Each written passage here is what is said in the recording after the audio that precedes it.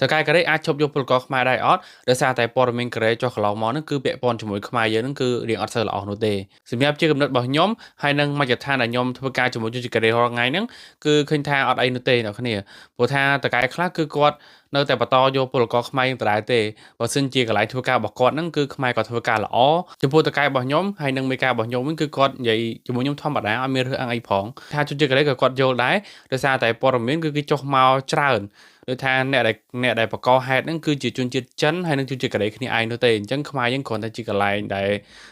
ជាកន្លែងកាត់ហេតុអញ្ចឹងណាអញ្ចឹងជនជាតិកូរ៉េខ្លះក៏គាត់យល់ដែរមិនមែនថាខ្មែរយើងខុសទាំងស្រុងនោះទេក៏មានតកែខ្លះគឺគាត់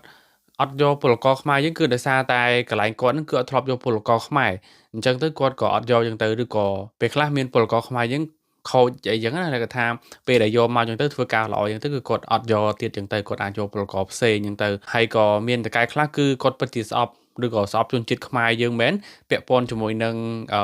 ព័ត៌មានដែលក្រេចុះផ្សាយកន្លងមកហ្នឹងគឺមានមែនប៉ុន្តែមិនមែនទាំងអស់ឯអ្នកគ្នាអញ្ចឹងតកែខ្លះក៏គាត់យល់ដែរ